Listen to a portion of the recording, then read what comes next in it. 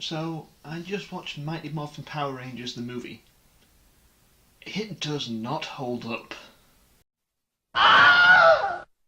So our movie opens up with an opening crawl explaining what the Power Rangers are, as though anyone who's going to see this movie isn't already a kid who loves Power Rangers. Like, no adults are going to see this movie of their own volition in 1995. They have, they've got to go because their kid has dragged them along because they love Power Rangers. That's the only reason. The Power Rangers and Bulk and Skull are all skydiving. Why Bulk and Skull are with them, and why Bulk and Skull didn't have the thought to put on their parachutes by themselves until Kimberly pointed it out to them, who knows? But whatever, there's a skydiving sequence that's just there to show how cool and extreme the Rangers are, I guess. And so they all skydive down, and every single one of them lands perfectly on the bullseye because they're extreme and cool. And while there's a little kid who comes over and talks to them who doesn't seem to be at all important until he is later on in the movie. Finally, after all this, Bulk and Skull jump out of the plane. And you can tell Bulk and Skull aren't going to land down on the bullseye. In fact, they're going to be miles and miles away. Then the Rangers have what I like to call a no-reason rollerblading scene, where they go around on rollerblades for no reason. It's a scene. Bulk and Skull land their parachutes down at a construction site. There's a little bit of shtick with them pretending like they're inspectors to a foreman, and they just walk off when the building site finds this weird manhole cover looking thing. And they pull it out, and this giant purple egg in a big hand wrapped around it rises up out of the ground. And they're like, well, what's this thing? And some guy goes to touch it and gets electrocuted by purple lightning. Ooh, spooky. So then the Rangers are riding along, and suddenly they get a little deet deet deet deet deet deet goes on Tommy's watch. And it's a call from Alpha 5 saying they need to come to the command center immediately, so they all zip off over there. Where Zordon is like, after 6,000 years of being trapped underground, Ivan Ooze is out. You need to go and make sure that no one opens up the chamber that he's in. We have to stop him. He is evil beyond all imagination. And before the Power Rangers can get there, Rita Repulsa and Lord Zed show up at Ivan Ooze's pod and open it up. And Ivan Ooze rises up from some terrible CGI goo, turns into a rather silly practical makeup effect on Paul Freeman. And I have to say right away, the second that Paul Freeman shows up on screen, this movie becomes bearable, because Paul Freeman as Ivan Ooze is having such a good time that it is impossible not to enjoy watching him. I mean, he is the one thing in this movie where you feel like, yeah, that is a guy who is enjoying, who knows what movie he is in, and is therefore just rolling with it. And it's just a nice thing to have at least one fun performance in this movie. They agree that Ivan Ooze will go and destroy Zordon, because Ivan Ooze doesn't particularly like Zordon. He's got a bit of a thing against him. And that works out well for Rita and Zed, because they want Zordon dead as well, obviously. But before Ooze can go off to defeat Zordon, the Power Rangers show up, and they get ready to fight him, but then Ooze disappears but makes a bunch of Ooze monsters first.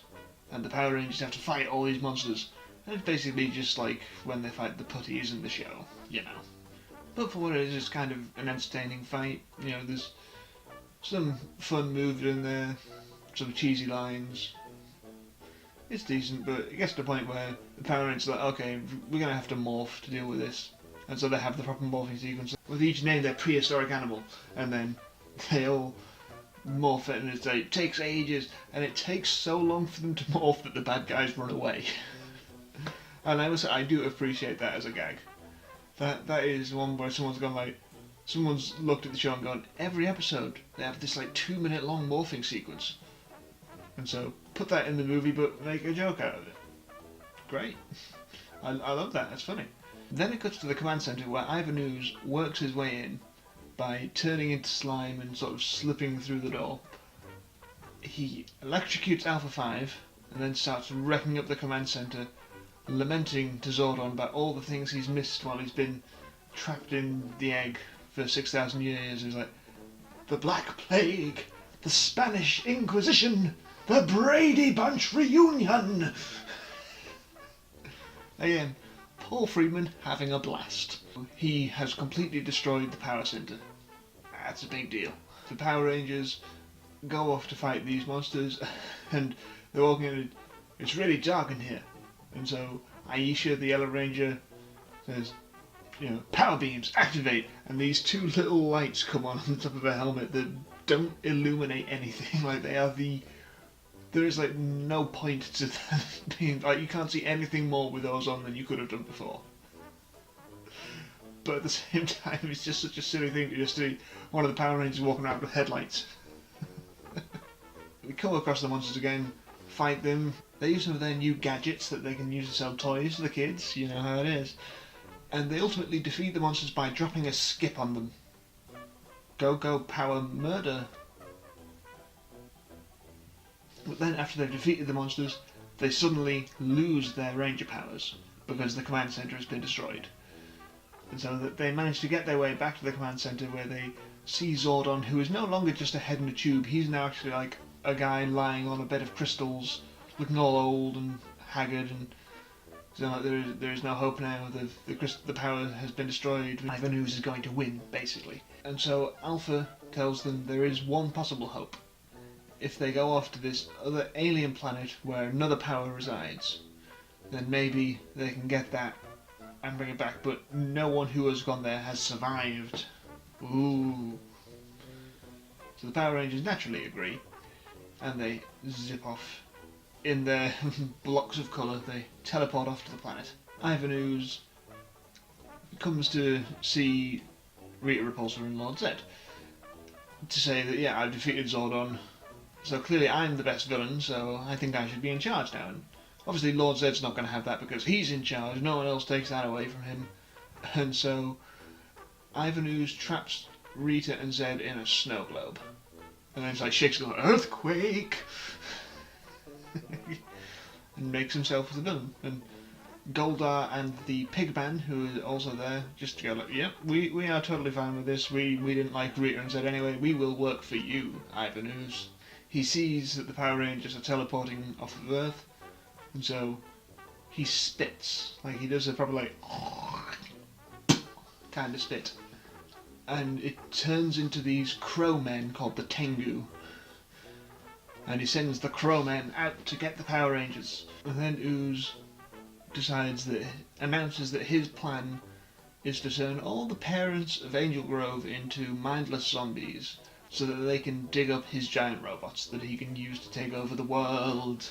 Then the Power Rangers have arrived on this alien world, and they're wandering about aimlessly for a bit, and then suddenly they're attacked by the Crowmen. Oh no!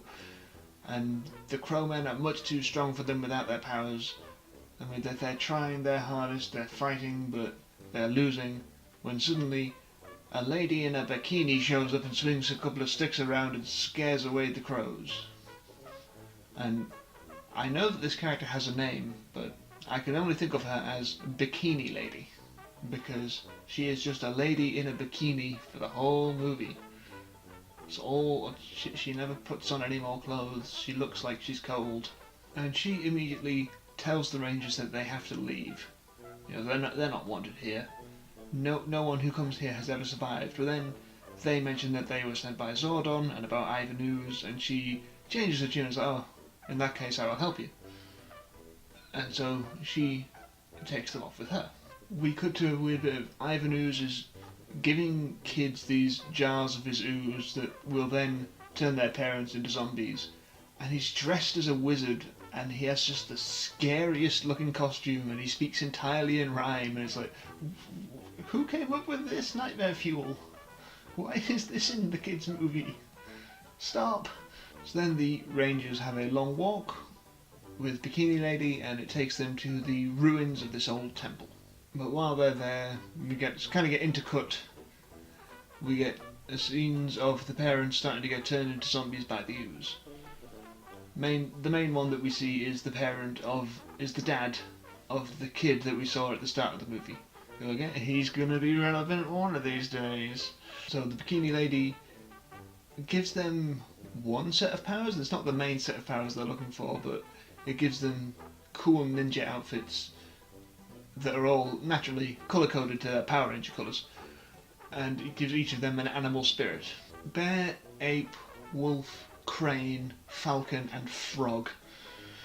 And they all have the different explanations, like you're bear because you're fierce, you're wolf because you're cunning, you're ape because you're strong, you're crane because you're agile, stuff like that. And then Adam, who is the frog, I'm a frog. Like, yes, like the kind you kiss to get a handsome prince.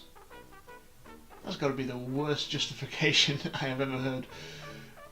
Doesn't mean it's like everyone else is like, yes, you are strong, you are fierce, you are cunning, whatever. Adam is like, if someone good kisses you, you might be handsome someday. So then, as the Power Rangers are going to set off, Bikini Lady reveals that she can't go beyond the plateau of these ruins, or otherwise she will grow old like Zordon. And then she turns into an owl. Okay. Then we are back with Ivan Ooze, who is bored while these people are digging up his machines, and so he has some random fat guy start dancing. And then while that's happening, suddenly the Crowmen show up and reveal that they haven't killed the Power Rangers because they got scared off by the Bikini Lady. And Ivan Ooze naturally doesn't take this well. There's do you want us to have another crack at them? It's like, why don't you take another quack at nothing, or something like. It's definitely another quack, is the line he makes, but I don't remember what at. And then he destroys them with his lightning powers. Then the Rangers finally set off, and it was at this point I checked my time and realised I still had about 40 minutes left of this movie. Whew, boy. Yeah, they're walking through the jungle when suddenly they get attacked by a dinosaur skeleton. Okay. Naturally, they fight it for a bit and then defeat it. So Power Rangers movie, did you think one of them was going to die? And back on Earth, Ivan Ooze is starting to get his robots put together, so that's some advancement, I suppose. And now that his robots are dug up and they're finished, he sends the parents off to kill themselves by all walking off down. I think it's the hole that they dug the robots out of that they're going to be walking down. Then the Power Rangers get to this ancient temple and they start fighting these two statues, and the fight scene goes on for way too long. I mean, it is just interminable. It's I don't know. That's kind of a problem with this movie in general. Is anytime you get the Rangers fighting anything, it just goes on for about 10 minutes every time, and it's boring. But ultimately, they defeat these statues, of course, open up the temple, and get the power of the Power Rangers back. They have their suits again. They're ready to go. They teleport back to Earth, and so they're back on Earth, and Ivan uses two giant robots, one of which is like a scorpion, one's kind of a weird bug man thing. They're wrecking up the city, destroying vehicles left and right. You never really see them do much damage to the buildings, but they are the worst CGI. I mean, just terrible. So the Rangers see the giant robots, and so naturally they call upon their new Zords. And the Zords fight them, and they manage to destroy the Scorpion one. And Ivan Ooze is not happy, so he turns into weird CGI ooze, goes down into the sort of bugman robot thing, and it is now a giant Ivan Ooze robot. So naturally they form the Megazord, fight Ivan Ooze for a bit, he's wrecking them up. So they form they add on Tommy's Falcon Zord and form the Ninja Falcon Megazord, because, gotta sell those toys. And they start fighting with Ivan Ooze, and the CGI is just the worst. I mean, really. Like, this came out 3 years after Terminator 2, came out 2 years after Jurassic Park, both of which did far better things with CGI than this movie does. But what's the worst thing about the CGI is, the show was always guys in suits. That's a big part of the appeal of the show, is seeing the guys in the robot suits fighting each other. I mean, you had Paul Freeman in that practical makeup throughout the whole movie. You couldn't have just got a guy in the Ninja Falcon Megazord outfit to fight with Paul Freeman in that suit and filmed it against some models. That would have looked so much better, and it would have been much more true. In every other aspect, this movie is trying to emulate the look of the show in many ways. even though it's filming entirely new footage of the Rangers, they still talk with the whole like moving all around too quickly. But when it comes to the fight, you do the exact opposite. Oh. Right, so they are fighting Ivan Ooze, and while this is going on, all the kids, along with Bulk and Skull and that kid from before, who's finally become relevant, hey, they take a monorail to go and stop the parents from walking off the cliff, and they start blasting the parents with a hose. We know the parents aren't going to all kill themselves. I mean, this is a kids' movie, come on. The Power Rangers fighting Ivan Ooze, they go up into space to avoid doing any more damage to the city, and they see that there's Orion's comet is coming towards them, and so they know so they're wrestling with Ivan, and they figure they have to throw him into the path of this comet. And so what they do is the Yellow Ranger pulls an emergency lever, the Megazord lifts its knee up and knees the Ivan Ooze robot right in the balls, and this makes him go flying off into the path of the comet and is defeated. Yes, they defeated Ivan Ooze with a nutshot.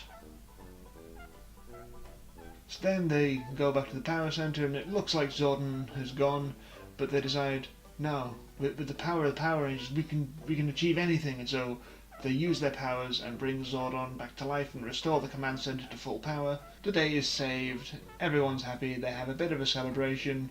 Bulk and Skull are annoyed that they didn't get the credit. The end. I feel like there could have been a good movie here. The big thing that would have saved it would have been putting guys in suits at the end and making it a proper like suitmation fight with some like model buildings getting destroyed and stuff, because that would have been cool. That would have been fun. You know, that is what the world needs, is more suitmation. And it's just such a shame that they abandoned one of the biggest selling points of the show in the movie for the CGI, when everything else has been done fairly accurate to the show, to then do that wrong. And Paul Freeman as Ivan Ooze is absolutely brilliant. I mean, he is the one redeeming quality of this movie, is that he is so much fun, and just clearly knew what movie he was in and just thought, yeah, you know what, I'll just go for it. I'll just go out there, swing through the fences. You know, have a few wacky lines with Goldar, like, touch me again and you'll be chicken wings by the morning. But, man, just by and large, it's boring, the characters aren't interesting, the fight scenes go on for way too long, and I just didn't care. But at the same time, it's at least better than the new Power Rangers looks, because man, that new one looks bad. So I suppose that is my final thought on Mighty Morphin Power Rangers the movie. It's bad, but at least it's not the remake.